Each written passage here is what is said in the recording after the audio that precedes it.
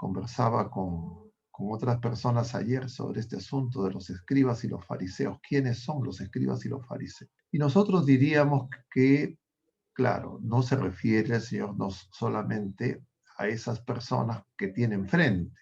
Son palabras de vida eterna, nos dice Pedro, y por tanto se refiere también dentro de la iglesia, entre nosotros, nosotros tenemos que buscar a esos fariseos, a esos escribas hipócritas. Pero la pregunta es, ¿cómo se es hipócrita ante Dios? Porque nosotros sabemos y tenemos experiencia, creo que todos nosotros conocemos hipócritas.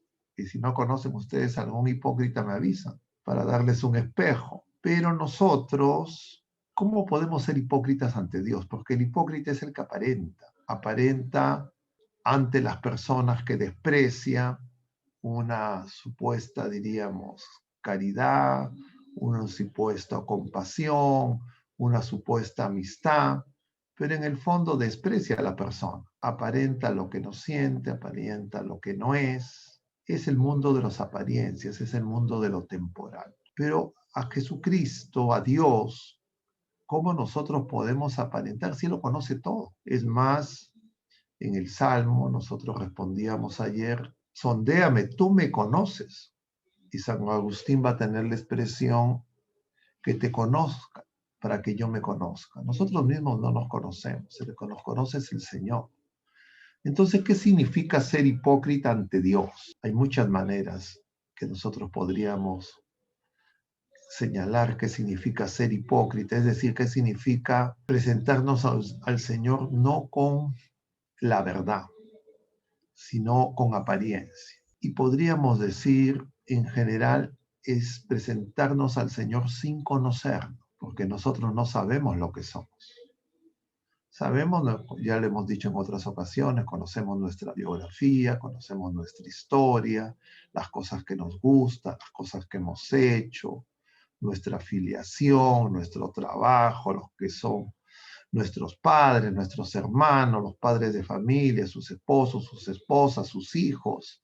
Eso es lo que nosotros conocemos sobre nosotros. Pero nuestro ser, lo que estamos, diríamos, lo que está oculto por nuestro pecado, por nuestra ignorancia, eso solo lo conoce Dios. Lo más profundo de nuestro ser, imagen y semejanza de Dios.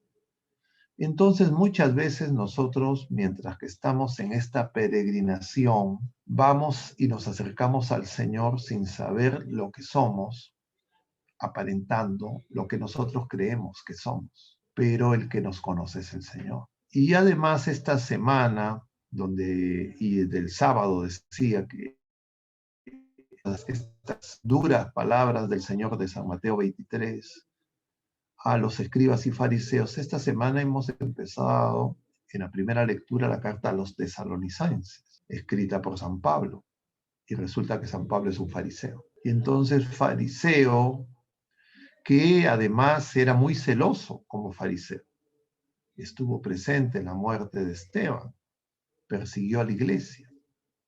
Y el Señor le da una luz, lo ilumina con una luz que lo enceguece.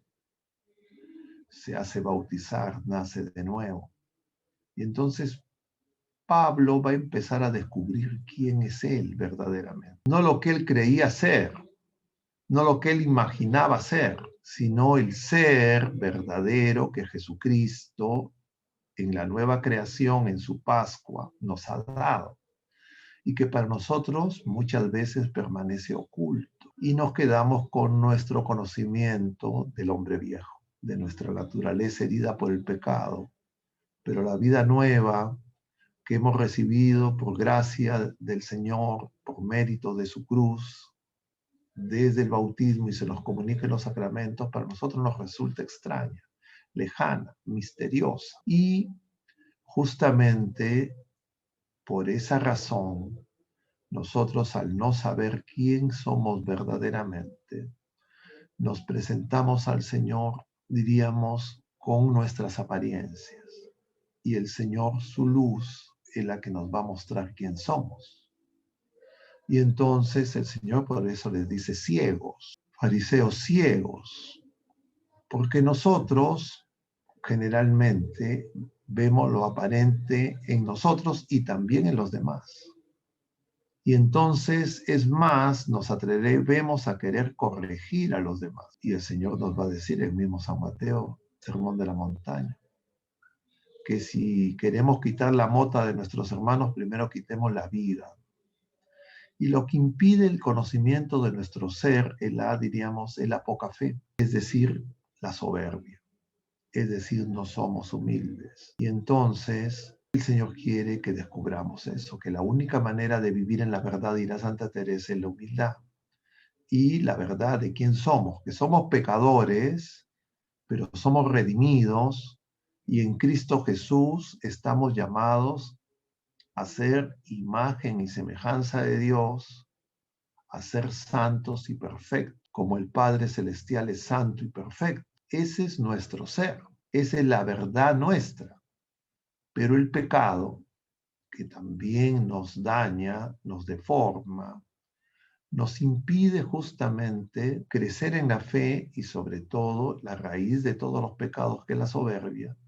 Y por esa razón nosotros no podemos presentarnos al Señor muchas veces, como Él nos dice, en una relación en espíritu y en verdad. Y vamos en la carne, no en el sentido de la disociación de nuestra unidad corporal, pero sí en esa fractura que hay en nuestra realidad corporal, unidad de cuerpo, alma y espíritu, en esa fractura que hay entre nuestra voluntad y nuestra inteligencia, en esa fractura que hay en nuestra capacidad de amar y en esa fractura que hay en nuestra relación con las otras criaturas humanas y en esa fractura que hay en la relación con Dios. Somos politraumatizados. El Señor nos viene a curar, nos viene a sanar. Y claro, muchas veces nosotros vamos con una lista de pedidos, de cosas que nosotros creemos que necesitamos, pero Él es el que verdaderamente sabe lo que nosotros necesitamos, porque Él sabe quién somos. Y por eso es tan importante este capítulo 23 para todos. Y lo peor que podríamos creer es que eso no se refiere a nosotros en primera persona. Y claro, cuando decimos en primera persona, me refiero a personas como las que estamos aquí ahora. Laicos comprometidos, clérigos, personas que diríamos estamos haciendo el camino de la fe. Y es a nosotros a quienes se dirige esa palabra. Y cada uno de nosotros la tiene que examinar y escuchar con mucha atención. El error y el engaño sería creer que se refieren a otras personas. También se refieren a otras personas. O creer que se refieren a otras personas que nosotros conocemos. Lo más, diríamos, el mayor provecho lo vamos a tener si es que lo aplicamos en primera persona.